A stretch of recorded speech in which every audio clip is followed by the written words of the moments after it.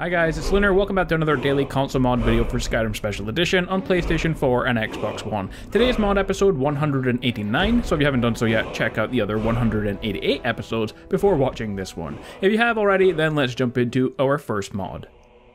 Our first mod is called Unlimited Blessings, a very simple mod that does exactly what it says. It allows you to receive all the blessings. It might be a bit OP for some, but if you want to have more than one blessing active on your character, then you can check out this mod.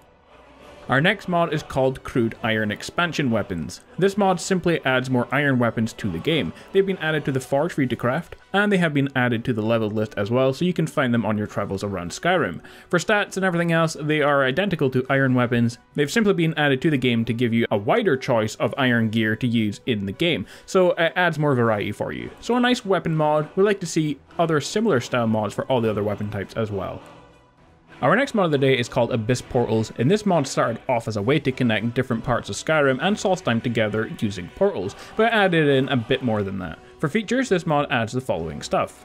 The mod adds multiple locations to the game: the Abyss, a dark plane that connects all 9 holes through a series of portals. There is a total of 12 portals in Skyrim. All of them are in the wilderness or close to cities. They're not inside of cities at all. 9 of these portals are two-way portals, meaning that you can get to the same point in Skyrim through the Abyss. One portal located just outside of Riverwood is a one-way portal, meaning that you can enter the Abyss from there, but there is no portal to the Abyss back to Riverwood. It places you right in the middle of the Abyss when you travel there. 2 portals are located near Rorikstead and Ivarstead. Also, there's 2 portals to the inside of the Abyss depth area.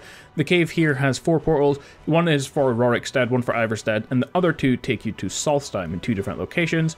Also in this area, there is a place called Beyond the Abyss, and there's multiple resources here and goodies, such as concentrated ore veins and almost an unlimited supply of ores to find, 4 new minerals, and harvestable Jaren root. So overall, a cool mod that adds in a new way to travel around the game and some new areas to explore as well.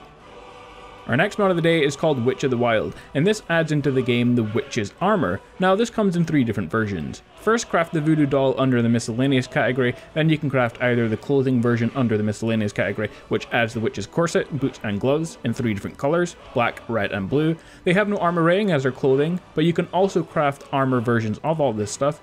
A leather version, which counts as a light armor and has the same damage resistance as leather, and a heavy armor, for those not bothered by the lack of immersion, under the iron category, which has the same resistance as iron armor. Now this one is slightly different, it looks a bit different than the other ones. Of course, all the items can be refined and enchanted as well. Our next 2 mods are 2 mods that go together by the same author, called Relocate NPC and Sample House for those new NPCs to go to.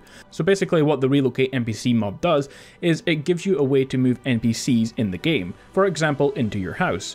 When you install the mod, a new fairy cave is added to your map and you have to go there and you can pick up a fairy. You can then take the fairy to where you want the NPCs to go and you can leave them there. And then you can talk to any friendly NPC and a new dialogue option will allow that NPC to go to where the fairy is located. The NPC will then start to live within a radius of 35 meters from the fairy. You can assign up to 4 NPCs per one home place. So a very interesting and fun mod. You can now have NPCs living wherever you want them to go.